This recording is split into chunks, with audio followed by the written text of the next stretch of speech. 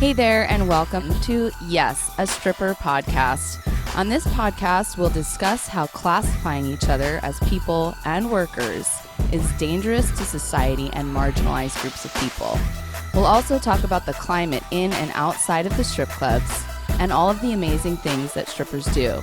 And of course, we'll talk about all of the things in between. I'm your queen, A.M. Davies, and this is YAS, a stripper podcast. Hey yo, it's AMD here. Back at it. I don't know if y'all know, but we at the network and for the podcast, we're on a little break over the holidays. And before that, I was like already on my own break. And so this is the first episode that I've recorded personally um, in I don't know, a month and a half. Even though I was on break, I was still kind of recording. It's really hard for me to take breaks. But yeah, this is the first episode I've recorded in about a month and a half. The date today is January 27th. You'll be hearing this episode in March. And, you know, the last 3 months have been really super intense for me. I would say specifically the last month, starting on New Year's Eve. Lots of well, first of all, COVID. I mean, oh my God, COVID just kind of swept through the globe these last couple of months. And I myself got COVID. I got COVID, my mother got COVID, and my partner got COVID. Um, and then my grandmother passed away while we all had COVID. Very difficult to tell whether or not she had it herself or not, but there was definitely there I was basically the main caretaker during that time. And it was really intense. It was a really intense time to be sick and also taking care of someone who was in the process of passing. But I during that time I thought about all of the amazing people that I know, and that includes a lot of you listening right now. And I drew strength from my siblings from all different corners of the world. And I got some really timely, beautiful messages from other fellow sex workers who actually had no idea what I was going through.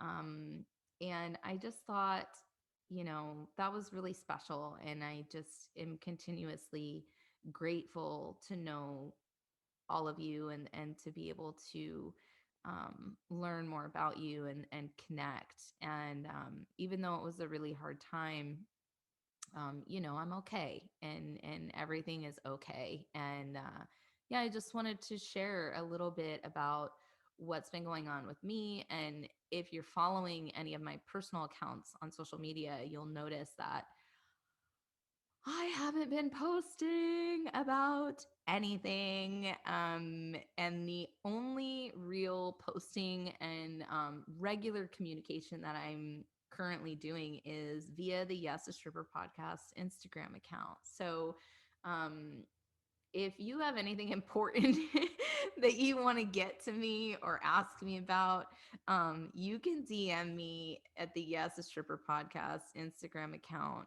because I don't know, social media has been totally stressing me out. Um, and I won't get too much into it right now, but I just prefer to not be on it at the moment, and I don't know for how long that's going to be. But I am in the Yes a Stripper podcast Instagram account fairly regularly, so you can find me there. I'm really excited about today's guest. They reached out to me on Instagram, which, by the way, you can always do that. You can, if you're interested in being on the show and sharing your story, you can always reach out and ask. And so she reached out to me, and we kind of went back and forth a little bit, and we had a meet and greet meeting. And Seidr Gray, who is our guest today, is very unique, like all of us, right? But she is a comedian that talks very openly and freely about her sex worker past on stage as a comedian and sometimes in her 8-inch heels. So it's just it's an interesting look at a new, like, a medium of how we talk about sex work. I mean, it's scary enough for me, anyways. I'm speaking personally for me, to talk about sex work with just anybody at any given time. Standing up on a stage in front of, well, first of all, doing comedy absolutely terrifies me. Um, so I would already, even if I had written non-sex work jokes, I would be shaking in my boots. But yeah, I just think that it's awesome. I just think that it's awesome that we have comedians that are talking about what it's like to be a sex worker on stage, and to hopefully raise more awareness with different types of audiences. So I can't wait for you to listen to this interview. So I am going to shut my mouth, and we're going to switch on over to talk to Seidr Gray and learn all about her today. How's everybody doing tonight? That's great. Any other Mexicans in the house? Oh, yes, thank God. I'm always looking for the exit if I don't hear a single person. And why am I not wearing the condom? Hold on. It's not usually my job. I'll tell you what was my job. I am a former prostitute. How y'all doing? I already asked that, but I worked on being pretty my whole life. I didn't have to be too smart. Damn! Not a single response, that's fine. I'm not offended. So I'm trying to date, and dating after sex work is hard. I actually had an easier time getting guys to pay for it.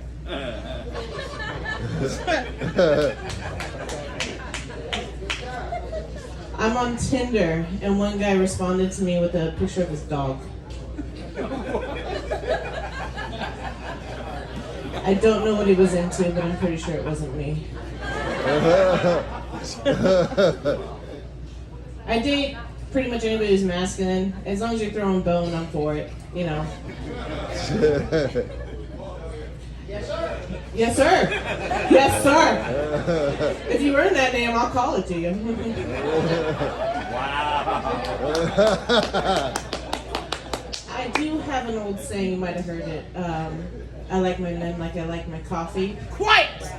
Yeah!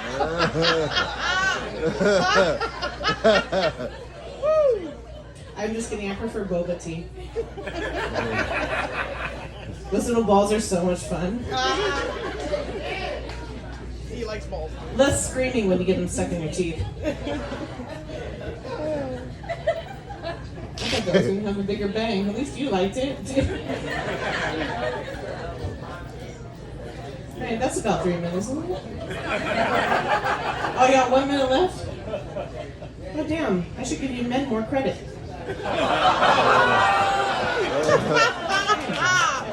Beautiful. That was good. I like that one. I'll give the rest of it to everybody else. Yes, thank you. Hello, everyone. AMD here. Happy to project my voice into your ears. We have a very exciting guest today, someone who is new to me, so I'm super stoked, looking forward to getting to know more and to share with all of you. But as always, before we do so, I just want to remind you that currently we're a listener-funded podcast. And if you like this podcast, please feel free to donate to said podcasts, and that helps pay for our hosts to do their work and for guests to join us here on this show. So if you want to donate, you can go to paypal.me/yes, a stripper podcast, or visit yesastripperpodcast.com, and you'll find buttons to all kinds of crap on there. So let's jump right into it. I'm very excited to introduce today's guest, Seidr. Hello, thank you for joining me. Hey, how's it going? Happy to be here. Pretty good. Things are pretty good today. How are you? How's your day? Yeah, it's my day is full. I'm not going to complain. I enjoy full days. Right on. You like to be busy? I do. I enjoy being busy, and even when I don't have, say, a schedule busyness, I try to remain busy by reading and staying up on things. Nice. Like current events or history or. Yes, a lot of history, a lot of ancestral stuff, but also I like to see where women are in the world. Nice. I'm curious about that, but before we like get full on launched here, would you mind telling us your pronouns? Yeah, sure. Hey, I'm Seidr. I'm femme. Femme is all pronouns because being feminine is not limited to a gender. So call me as you like. I even enjoy it when I get called he because it screws with a lot of people's heads. So she, they, he, all of them are equal to me. Wonderful. Thank you so much for that explanation. So what did you mean when you said I like to see where women are? What do you mean by that? I just like to see, make sure that we're not losing the few rights that we have, making sure that we are still protected wherever we can be. Being a former sex worker, it's super important that we are not limited to walk in this world, you know. So I just try to see where we're at and see how I can get involved. And yeah, I use my own platform to project that voice. Nice. Yeah, I mean, there's so much going on with abortion rights right now. It makes my head spin. Yeah, I'm assuming is that one of the things that you're staying Absolutely up to date on? Absolutely. Yeah. I'm a person. I get up and I say this. I'm a person. I've had 3 abortions in my past, and they were all necessary. So, if I did not have those, who knows where I would be at this time in my life. So, it's very important that we stand up for the rights for everyone who might suffer the same kind of decision. Decisions are hard sometimes. Yeah, absolutely. Well, that's great. I'm glad we all have to stay up to date on that because it's terrifying what's happening. So thank you for reading up on that and staying up to date. I'd love for everyone to know like who you are, what your background is, like what kind of sums you up as a person. Well, as a person, I'm goofy and serious. I like to call myself, I guess, pretty reckless because I am both pretty and I'm kind of reckless. I'm a barbarian at heart and in my ancestry. I do comedy. You can find me, especially up in the Pacific Northwest, and go by Seidr. My name's actually Seidr Garcia. I was adopted. My family's Mexican. That just means my boiled cabbage is extra spicy. That's me. I'm kind of some people would say walking contradiction because they like being simple, and as simple as I am living my life, I confuse people, and I'm happy to do so. I love that. One of my favorite things is making people uncomfortable. So yeah. But like absolutely. Playfully, not in like a, an asshole kind of way, I guess depending on the situation. But yeah, so I love that. Well, so you're a comedian, but you identify as a sex worker as well. I absolutely do. I do not work in sex work anymore, but I definitely had that past. It was a survival for me. I started off very young, but I survived off of sex work all throughout my 20s. I'm in my late 30s now, and I go up on stage and talk about I was a hoe and a stripper. I did a lot of things. I even did phone sex for a while. That was a trip. But yeah, I don't shy away from my history. Right. So you talk about it on stage as a comedian. Is that what you mean? I do. Yeah. How was that received by your audience?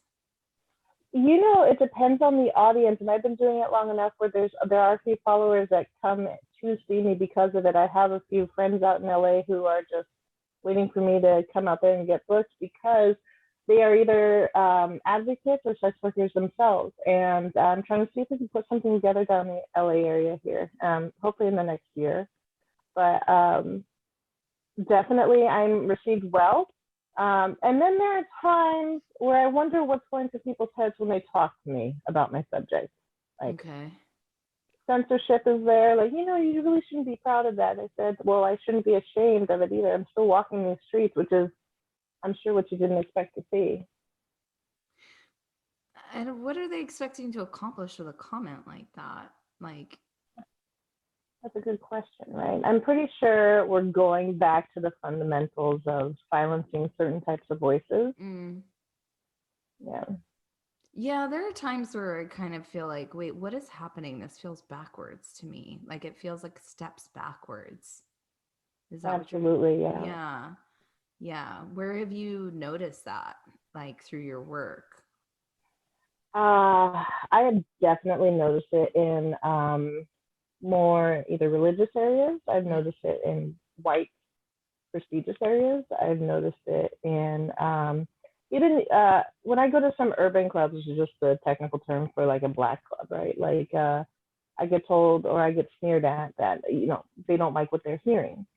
We exist. We exist for a purpose. We exist as people. And I'm not going to be shut down. Right. And when you say club, you mean comedy clubs? Comedy clubs, correct. Right. Yeah, I'm currently only working in comedy clubs. I will work in a strip club if I get booked. Absolutely. Okay. Yeah, I find it very interesting because there's not a lot of comedians. Can you think of any other comedians that are former sex workers that are outspoken about their past on stage? Does Jack the Stripper count? Is she's a comedian? Yeah, that's a good point. I don't know if she does stand up regularly. Okay. Yeah. Actually, I have no idea if she does stand up regularly. I'm just accustomed to seeing her cartoons. But yes, she definitely counts. Duh. I have not met any other former sex workers that go up and say, "Hey, guess what I used to do?" You know, if they were former sex workers, they keep it kind of hush hush. Currently, I am the only one that I know. Okay.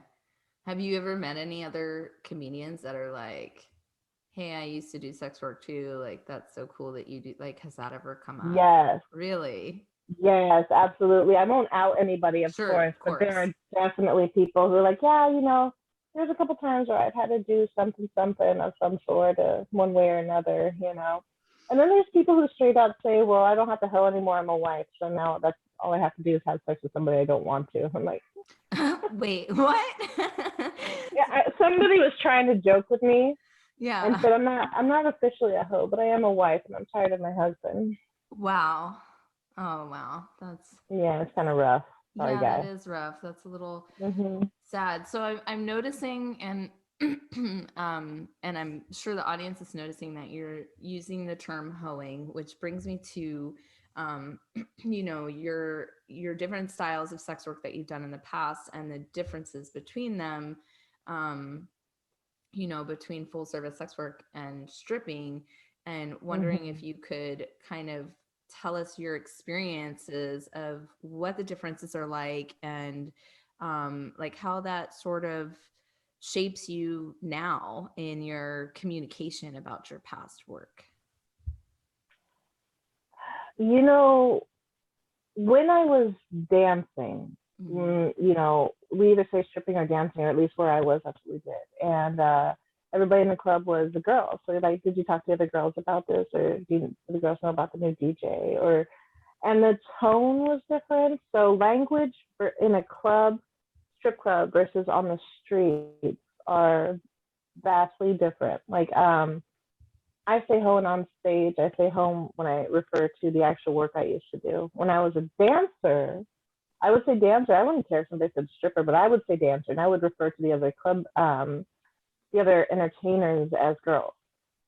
I don't like calling everybody girls. I don't like assuming, you know, and we're all just doing a job, period. So there is a huge difference I noticed not only between like sex work, stripping and straight out full service, but where you go in a club too, like region, language changes, because I did travel when I was a stripper as well. So it just varies, and I kind of had to learn new languages and new dialects wherever I went. Yeah. Yeah. And do you notice that, you know, one of the things that we talked about when we chatted last week was, the whorephobia that we witness within the strip clubs, from even other fellow sex workers / strippers about, other workers that do more than others, or other workers that say, like, go out with a customer and do X, Y, and Z. What's been your experience with, that sort of clash of some dancers not liking other dancers to do extras, and like sort of overcoming your own whorephobia? Yes, I definitely had whorephobia too. And it was so weird that I did, because I started off full service. It was rough when I started, but then I was like, okay, I don't have to do this anymore. And I went into stripping, and I felt like I left that part of me behind, but then I went right back into full service. So yeah, I definitely had whorephobia when I was in the club too. And part of it is the mentality of like, oh, well, we don't do that here. We only do lap dances. And I don't know. There's just so much to say about that, because just because you don't provide an oral service doesn't mean you don't, sell the person on the idea of it possibly happening in the booth to get people in. And I've seen a lot of variations of all that. And I just really think that we got to watch out for each other, because we're all on the same spectrum of being social trash. Right? Yeah. Your variable shouldn't be based on where I am. Right. So I find it interesting that you started off at full service, went to stripping, and then we're still dealing with whorephobia. Have you been able to reflect on that and like kind of find, sort of an internal explanation for that? I don't know if internal explanation is just a way of like dismissing the fact that previous thoughts caused harm to myself and other people, like actions, behaviors. But I definitely did have a chance to reflect on it over the years multiple times in different ways. And I haven't always been on the same page with it. Like, it's changed, right? Like I said, when I started off super young, if I look at it and I really tell you what age I was probably 13 when I was exchanging sex for safety with boyfriends. Okay. Right. So there's that. And then once I was old enough to officially work in a club, I absolutely did do that. I felt like I was safer, that I was somehow above people who were doing what I had to do to survive. That's a problem. If people are in that situation like I was, that's a huge social problem. Yeah. I mean, I know for me, where I sort of reckoned with it, and I guess what I meant by the word explanation is like, well, I kind of figured out like, oh, this is what was happening to me, and this was based on my understanding of this, and a lot of that had to do with, whorephobia being projected on, well, all of us, quite frankly, but I'm speaking for myself, having had whorephobia projected on me from outside sources, and then like feeling like like they were somehow right, and I knew that I know now that they weren't, but at the time feeling like, well, they have a point, based on these like constant messages from society of, what I was doing was bad. And therefore, if anyone did more than what I was doing, they were like worse than me, which I obviously don't believe now. Yeah. Because of what you were doing was technically legal as a dancer, right? Sure. Yeah. I mean, I was in a privileged situation. Yeah, it was technically legal. And so doing anything and I'm using quotes here, doing anything, more than stripping, to me was like, well, at least I'm not doing that. And that's how I like reconciled with myself at the time. And of course, now I look back on it, I'm like, what? What? You're just projecting your own insecurities and bullshit on other people. That's how I've come to terms with it. Right. Yeah. Exactly. Yeah. I want to say it's a form of elitism in sex work. That's a really it's a good way. And it's just like I was on the street. I was on the stroll when I was doing Mm. full service at some points, and then I was also escorting. So I would get called working through a company, Mm. and there's even elitism between that as well. Like Okay. it's I just want to at least acknowledge that if nothing else, we're all in the same industry as sex workers. Why is there such a difference as to the services we provide? I don't know. Absolutely. No, I agree with you 100%.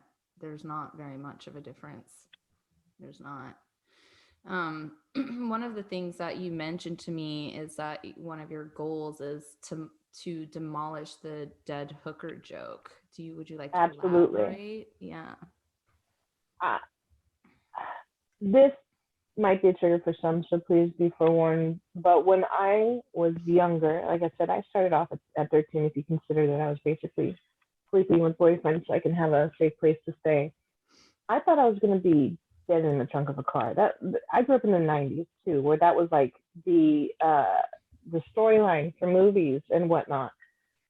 And a lot of older comedians, male comedians, would talk about having a dead hooker in the back of their car or whatever. And I thought that was going to be me for so long. I know I'm not the only hoe out there.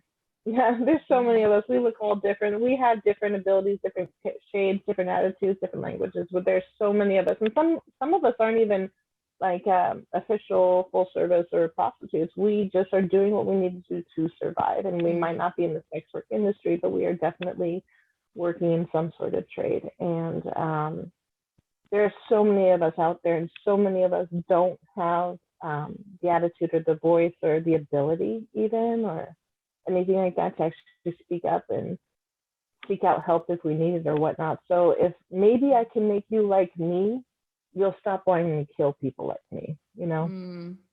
Yeah. Yeah. Do you talk about that in any of your shows? Does that come up or? Absolutely, it does. I mean, so I talk about being a husband and being on the street. I talk about, like, I talk about what it was like to start off kind of young, but I also have to play into about how good I was at my job, and you're not allowed to talk about how good you are at these kind of jobs because they're not what you should be proud of. And I talk about it what I used to do with pride, and I don't focus on a lot of the negative. I focus on the stuff that people are like, oh, I bet she does this real good. I'm like, yeah, I do. But you wouldn't know that because I just checked my Venmo and you're not in it, and things like that. Yeah. I'm actually just drawing a blank here, but I'm also a child of immigrants. Like my biological mom immigrated from Europe, and I was raised by immigrants who came here from Mexico. So I'm my biological mom's anchor baby, and that I like telling people stuff like that gets them mad because they forget that not all immigrants are brown or black, you know? Right. And so we were just going back on that topic about pissing people off. I'm like, I like pissing people off for the right reasons. Yeah. Sorry, I went off a little bit there, but yeah, I will say something and get somebody upset. Yeah. On purpose. No, that's fine. That's fine. Mm-hmm. And you did a podcast recently where Yeah. you were asked to talk about your sex work experiences. Mm-hmm. And there was a lot of focus on the negative aspects of your work, our work. Mm-hmm. What do you have any stories or memories that you can share that are good? Because I find that all too often via the media or through outsiders that don't really understand our work, that they do want us to focus on sort of like the traumatic, scandalous parts of our job. So I wanted to flip that script with you and, give you space to share some positive memories and or stories about your past. As a stripper, absolutely. Yeah. When I was traveling, I actually had a good friendship with a few different entertainers, and I was happy to do that and happy to build that and have somebody understand what it's like and all the stress that comes with it. One of the big things too between being a stripper and being a prostitute is being a stripper, you have to be up on your physical game at all times, right? I remember putting Zit cream on my ass because I didn't want somebody saying something just in case I didn't have a pimple on the butt problem, you know. Yeah. But just in case somebody opened his mouth, I didn't want to have to kick somebody in the face because I would. Yeah. So it was. I was happy to have the friendships that I had while traveling, while dancing, and actually, stripping allowed me to really be comfortable with the feminine side of myself and fully come to terms with my identity as a femme and all that. Because, you know, I with my upbringing, nothing was really direct, nothing was really explained, and being feminine was kind of shameful somehow. But women were supposed to be weak and whatnot, and being able to hang around entertainers that were just so fuck you. Like, you don't tell me what to do, and still so feminine when they did it. Like, it was my first example of what true feminine strength really was, and I'm really happy I had that opportunity. Yeah, that's great. Where did you travel when you were stripping? What type of places did you go to, or areas? I started off working in California. I'm from the Bay. I'm a Bay Area girl or person. And I traveled. I went down. I worked in LA brief stints. I went across. I went east, and I ended up in New Mexico for a long time. I worked out in New Mexico. I worked only on the the west side of Texas. I never got to Dallas. Dallas, I guess, has sheriff licenses to be a stripper out there. Oh, I've never danced there. I wouldn't know. Yeah, you have to go to a police station and register yourself and get a license from a police station to dance. At least that's how it was before. And there was no way I was going to do that. Like Vegas, yeah. Right? Yeah. Yeah, but at least Vegas has buckets of money, you know. But I was just I never danced Vegas. I went to Vegas plenty of times, and I never danced Vegas, but I have worked Vegas. And where else did I go? I was in Pennsylvania for a short stint. I've been all over, Chicago even. Nice. Wow, Yeah. it's a variety for sure. Mm-hmm. Where in New Mexico? What club, if you don't mind? What club was it, or at least city? It was always Albuquerque. When I was there, the entire population of New Mexico had like 1 million people. Mm-hmm. My home city had like 14 million people. So Albuquerque is the biggest city in New Mexico, or it was when I was there. So I just primarily danced in Albuquerque, New Mexico. Okay. I danced I featured at the Spearmint Rhino in Albuquerque. Yes, I remember that place. It was crazy. Yeah. I think they shut down though, didn't they? Yeah, they did shut down, like, I don't know how many years ago, but it's been years at this point. And yes. I happened to be there during the same week of like their hot air balloon festival. So it was so incredibly stunning. Every time I went outside, there were just like thousands of hot air balloons in the air. It was gorgeous. Yeah. It's amazing. There's only 2 places in the world where those take off, and it's because of the shape of the earth. And one is Albuquerque, and I think the other one's in like somewhere in France.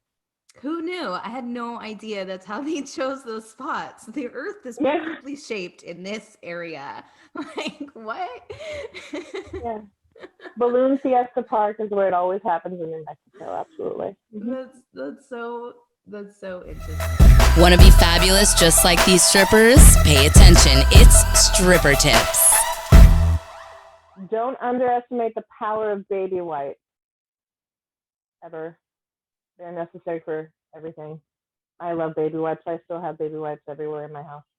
Like for like a little quick body wipe down at work and stuff? Yes, for a wipe down, for a quick clean, for even some makeup smudges, for just personal hygiene in general. If you have dogs, use baby wipes to wipe off your dog's paws when they come back in the house, you know.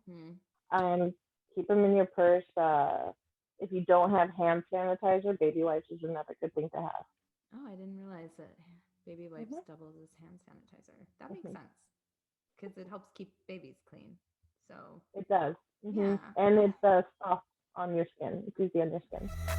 Get ready for our rapid fire question round. It's time for 4 for 1.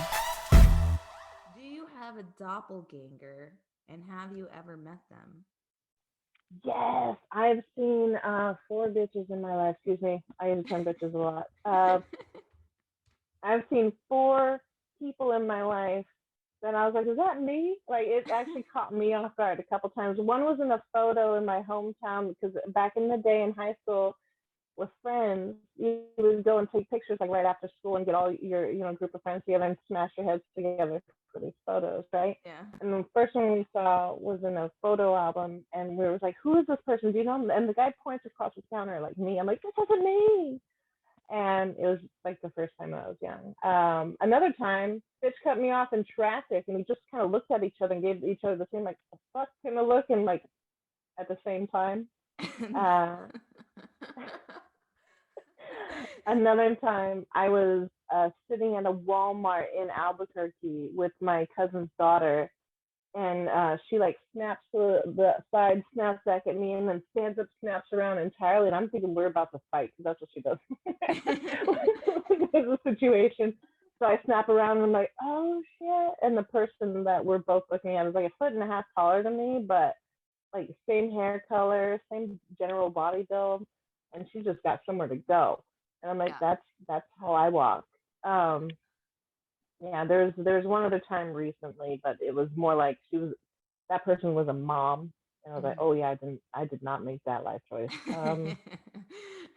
That's crazy. You have a lot. I had like I one. did, Yeah. but I'm also real. If you look at me, real general. Like I can phase in and out of crowds pretty easily, and I use that to my advantage. Yeah. That was such a great answer. I love it. Okay, this one's a little weird. Who would you rather sleep with, Albert Einstein or Arnold Schwarzenegger? Oh, Einstein, because he would know when to just give up, I think. Because he's like hella smart. He's hella smart. Yeah, it's not working. There's nothing I can do here. I'm like, I agree. Let's go to bed. Let's go to sleep. Okay. Then I'm sleeping with him, right? He was actually handsome as a younger, at least on the TV show of the actor that played him. He was handsome. Actually, now that I think about it, I don't know what Albert Einstein looked like when he was younger. He was a goofball. He was an intelligent goofball. That's why. Like, I am an Arnold Schwarzenegger fan, but I look at him now and I'm like, well, I'm actually a fan of bodybuilders. So I know a lot of the workings and what's going on there. And I was like, Einstein. Got it. Good answer. In 2 to 3 words, describe how you feel about brunch. Oh God, I wish I could actually have that group of people where I can be part of that annoying group where we're just like, oh my God, I'm listening to my sauce, I actually enjoy brunch very much. Yeah. Got it. Okay. Enjoy brunch. Got it. When you're not working, do you wear heels or not? And why or why not? I love the way heels make my ass look. But I will wear my sliders everywhere. And so I have to get up on stage or wherever I'm showing up with heels. And then it's like once I'm done showing up, back on with the sliders I go, Okay. So it's like performance gear, whether it's at the comedy club or at the actual club. Yes, I have not given up on my 8-inch stilettos, by the way. I still wear them from time to time, even on stage. Okay. Yeah. Wait, on comedy stages, you wear 8-inch stilettos. On comedy stages, absolutely. Dude, that is so cool. That is so rad. I'm sure people are like, I'm sure there's like comments or you acknowledge them or anything, or you just don't. You're just like, fuck it. Oh, absolutely. My favorite statement ever is when I had a heckler and I was wearing my black patent demonias is how you say them, I guess. They were the ankle booties. They had like 6 straps on the ankles. You know the ones I'm talking about? Yeah. Those are my go-tos. And I was on stage and somebody gave me a heckle and I'm like, you just want me to step on you, don't you, sir? Yeah. Because I was in character that night. Yeah. Well, I don't know. What's up with hecklers? What's their deal? It's so rude. I enjoy hecklers. I don't enjoy that they generally exist or anything like that because some of them are just assholes, right? Yeah. But I enjoy hecklers because I'm that bitch who will just snap back. And sometimes they're also fucking funny. Right. Yeah. Yeah. Well, I hope that no one heckles you too bad because I just think that is so crappy. So Yeah. here's to always having funny hecklers in your audience. Yes, please. Before we get into all the things you're up to, because I know you want the audience to know about some things, I'm just going to gently remind everyone that we love getting your donations. So thank you so much for those of you who have donated in the past. And if you haven't donated yet, $5, $20, $1,000, whatever you feel comfortable with, we will gladly accept so that we can pay the people that work and show up on this show. You can go to paypal.me/yes, a stripper podcast. So Seidr, can you let everyone know what you want everyone to know about? You can also find me on Venmo and Cash App. Either way, I'm Seidr G. And you can spell that SEIDRG. So besides that, you can also find me on Instagram. I'm Seidr Gray there, Seidr.Gray, I believe. I'm also on Facebook. I have a page there. Same thing, Seidr Gray, Grey. And I think the last thing I wanted to bring up was the Queers and Aliens podcast I'm trying to put together. Is that the time for that now? Absolutely, that's the time. Yeah. Yes. So I've been trying to find voices for the Queers and Aliens podcast. I'm working on it with another producer, and Queers and Aliens is a storytelling platform that exists to tell the stories of the queer, the immigrant, and the people of color, those communities. And you don't have to be all three. You do have to be at least two. So it doesn't matter how you identify, as long as you are queer, an immigrant, or a person of color, please reach us. You can find us on Instagram, Twitter, and Facebook. And then there's queersandaliens.com. We are currently looking for more voices. We have a few episodes in queue. They are currently with the producer. And if you have a story to tell, please do so. Okay, great. I'm so excited for you. And it sounds like you're working with some other folks. It's not just you. Correct. Yes, I'm working with at least one other person for Queers and Aliens. There are other projects coming down the line. Follow me on social media to see what's happening and where my tour dates are. There's no tour dates to announce current time, but stick with me so you can find out where my shows are. Awesome. Thank you so much. Thank you so much for spending your time and sharing your life. And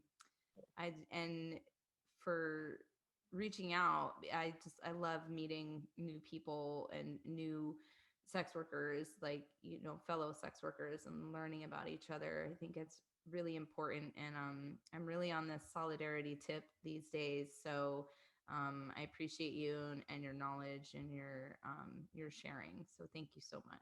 Thank you. And thank you for providing this platform. It's amazing. Okay, awesome. I'm so glad you like it. I'm so glad people like it. It's been very heartwarming. Thank you to everyone out there for listening and for tuning in every Wednesday. We'll see you on our next episode of Yes, a Stripper Podcast. Bye. Thanks for listening, everyone. This episode has been a production with Period Podcast Network. Find out more on Instagram at Period Podcast Network. Be sure to follow us on Instagram too at Yes, a Stripper Podcast, and you can find us on Twitter at Yes, a Stripper Pod. Please like, subscribe, and rate Yes, a Stripper Podcast here on YouTube. See you next week.